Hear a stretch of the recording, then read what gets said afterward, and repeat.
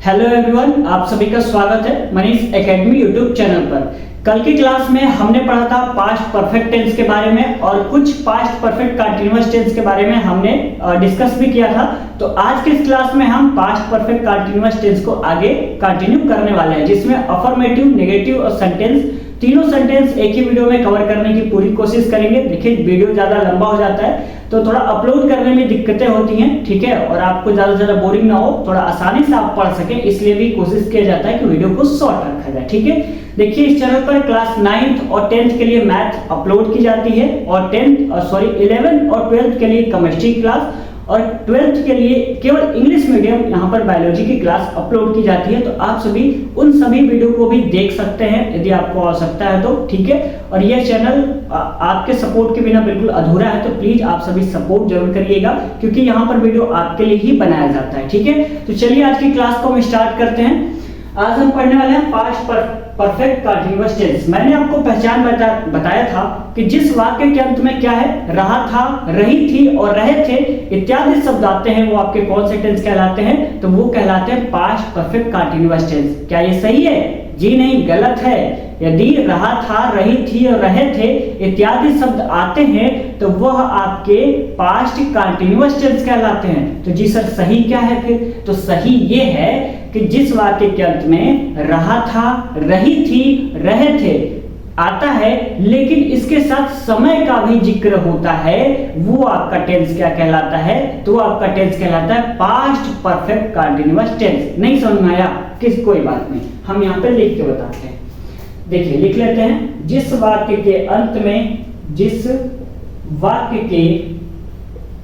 अंत में क्या आता है? रहा था, और क्या आता है? रही थी, और क्या आता है? रहे थे इत्यादि शब्द आते हैं, इत्यादि शब्द आते हैं, वह इत्यादि शब्द आते हैं तथा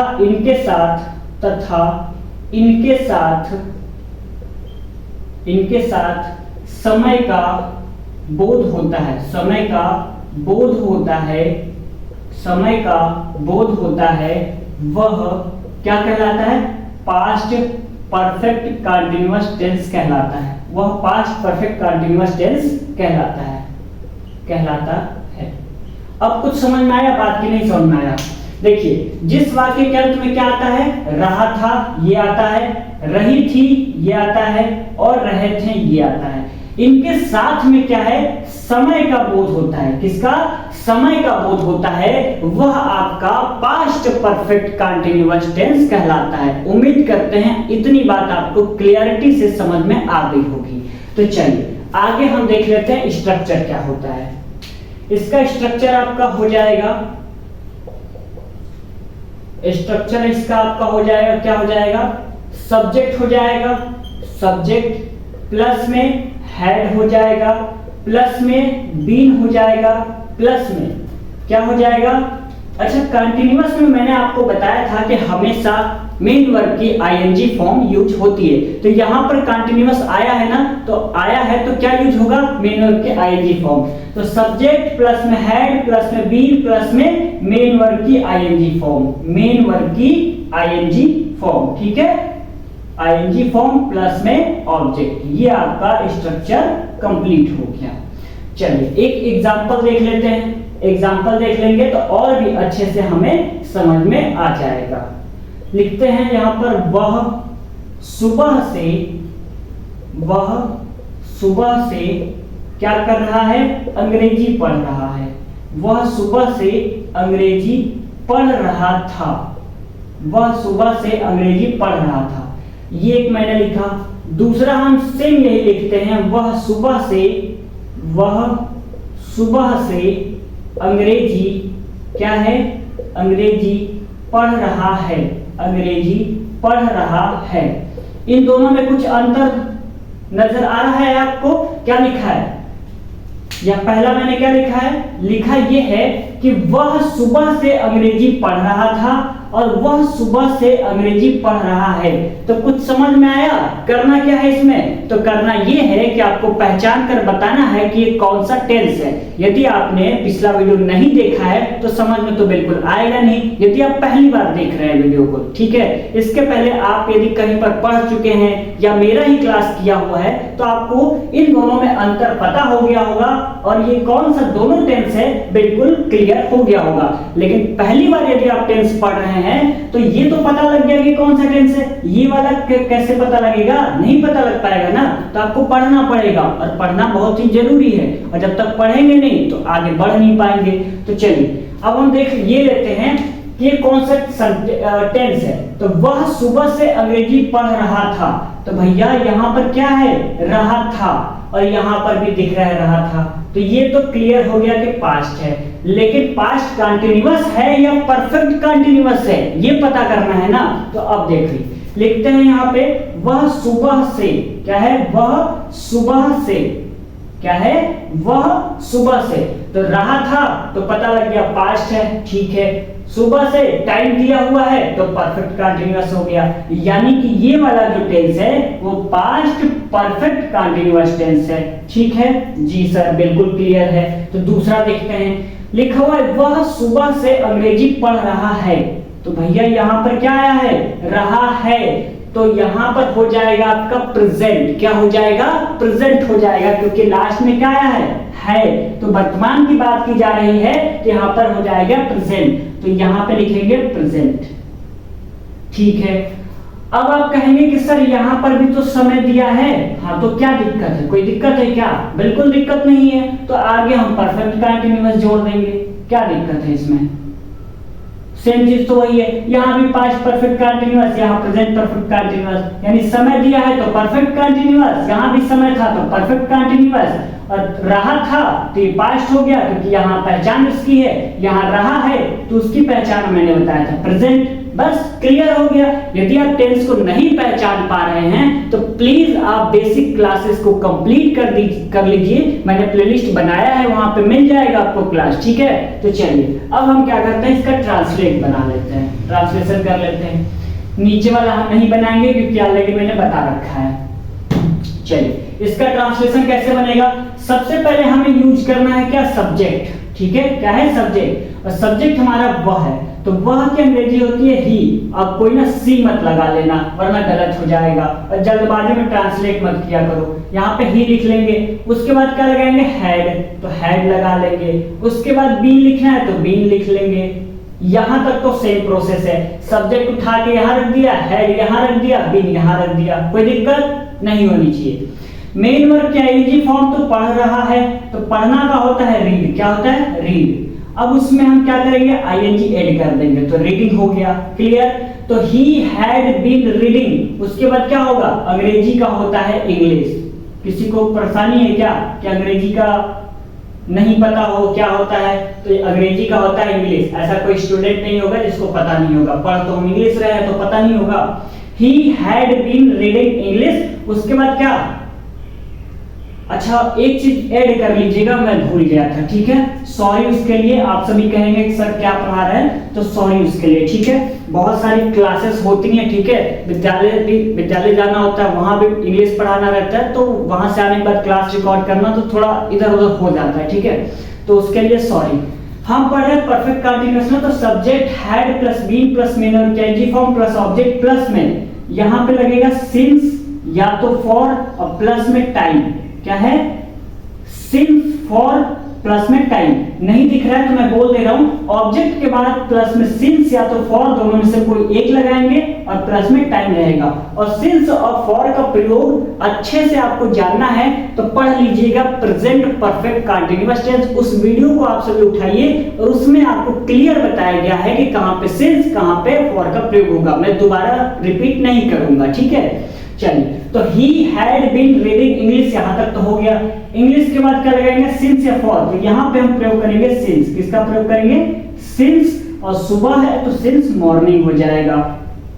ये आपका ट्रांसलेशन कंप्लीट हो गया। सॉरी यहां पर मैं भूल गया था, ठीक है, उसके लिए बहुत बहुत सॉरी। चलिए दूसरा ट्रांसलेशन बनाते हैं। वह कई दिनों से, वह कुछ दिनों से, ठीक है, कुछ दिनों से, वह कुछ दिनों से फुटबॉल क्या है, खेल रहा था।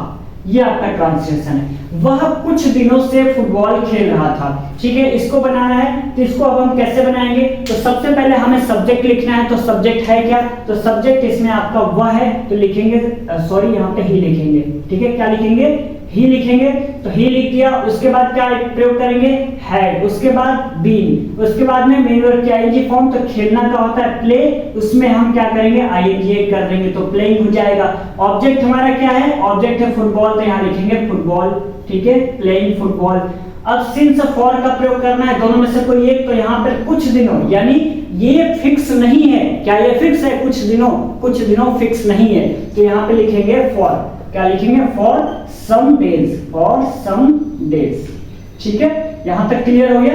देखिए, यदि किसी को लग रहा है कि सर एक ट्रांसलेशन को बनाने में काफी समय ले रहे हैं और काफी ज्यादा एक्स्ट्रा बता रहे हैं, तो ऐसा है, मैं उन बच्चों को सिखाने की कोशिश कर रहा हूं जो पहली बार टेंस पढ़ रहे हैं। यदि आपको पता है तो ठीक है, कोई बात नहीं, आराम से बैठिए और ट्रांसलेशन खुद बनाइए और आराम से बैठे रहिए। ठीक है, या तो आप स्किप भी कर सकते हैं, बहुत सारे स्टूडेंट तो स्किप कर देते हैं, तो वो आपको देखना है करना है या नहीं करना है। लेकिन जिसको नहीं आता है उसके लिए ये परफेक्ट है कि जो भी मैं एक एक चीज बता रहा हूं कि ये सब्जेक्ट है, उसके बाद हैड लगाना है, उसके बाद क्या करना है, या टेंस में दो लिखकर पहचानने की कोशिश करा रहा हूं कि ये कौन सा है और ये कौन सा है। तो प्लीज जो नए स्टूडेंट है, पहली बार पढ़ रहे हैं, वो प्लीज इस बात पे फोकस करें और आराम से पढ़ें, स्किप बिल्कुल ना करें। हाँ, लेकिन जो स्टूडेंट ऑलरेडी पढ़ रखे हैं और ये वीडियो देख रहे हैं, तो उनके ऊपर डिसाइड है कि वो करते क्या है। ठीक है, चलिए यहां तक कंप्लीट हो गया, तो कोई दिक्कत नहीं आनी चाहिए। अब हम पढ़ लेते हैं निगेटिव सेंटेंस। क्या पढ़ लेते हैं, निगेटिव सेंटेंस।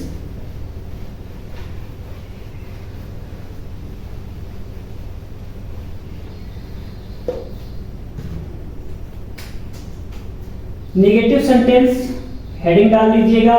नेगेटिव सेंटेंस का स्ट्रक्चर क्या होगा, नेगेटिव सेंटेंस का स्ट्रक्चर क्या होगा, तो इसका स्ट्रक्चर हो जाएगा, केवल नॉट लगा देना है और सब चीज उसी तरह उतार देना है। लेकिन नॉट कहां लगाना है, स्टूडेंट कंफ्यूजन होते हैं, तो वो कंफ्यूजन अब नहीं होगा। सब्जेक्ट, उसके बाद में हैड, उसके बाद में नॉट, उसके बाद में बीन, उसके बाद में मेन वर्ब की आईएनजी फॉर्म, मेन वर्ब की आईएनजी फॉर्म, प्लस में ऑब्जेक्ट, प्लस में सिंस या तो फॉर, सिंस या तो फॉर, और प्लस में क्या है, टाइम, प्लस में टाइम। ठीक है, अब प्रॉब्लम ये है कि बच्चे क्या करते हैं कि नॉट का यूज कहां पे करना है ये नहीं पता होता है, तो करते क्या है, सब्जेक्ट, उसके बाद में हैड, उसके बाद बीन, उसके बाद में नॉट का प्रयोग करते हैं, जबकि ये गलत है। हैड और बीन के बीच में हमेशा नॉट का यूज करेंगे।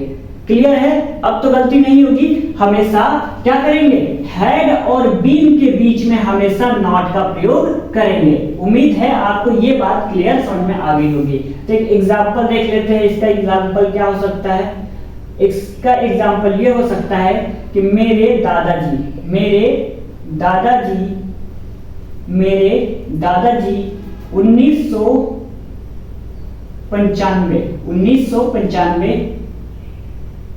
1995 से इस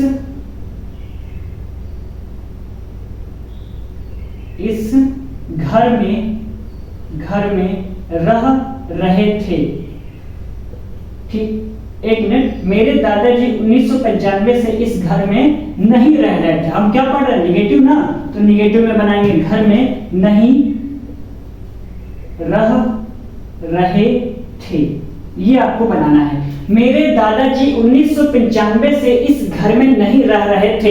इसका ट्रांसलेशन कैसे बनेगा, तो इसका ट्रांसलेशन सबसे पहले लिखेंगे सब्जेक्ट। तो सब्जेक्ट हमारा क्या है, सबको पता है क्या है, मेरे दादाजी, ये आपका सब्जेक्ट हो जाएगा, मेरे दादाजी। तो लिखेंगे माई ग्रैंडफादर, उसके बाद हैड लगाएंगे, उसके बाद में नॉट लगाएंगे, उसके बाद में बीन लगाएंगे।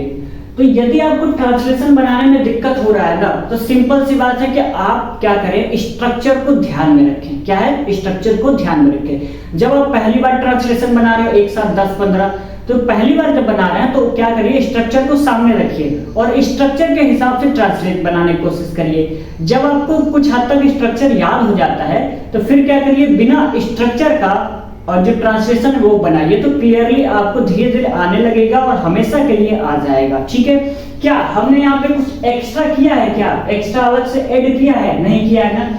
क्या किया है, सब्जेक्ट हमने लिख दिया माय ग्रैंडफादर, हैड मैंने सेम उतार दिया है, नॉट हमने सेम उतार दिया है, बीन हमने सेम उतार दिया है। कुछ एक्स्ट्रा तो किया ही नहीं है।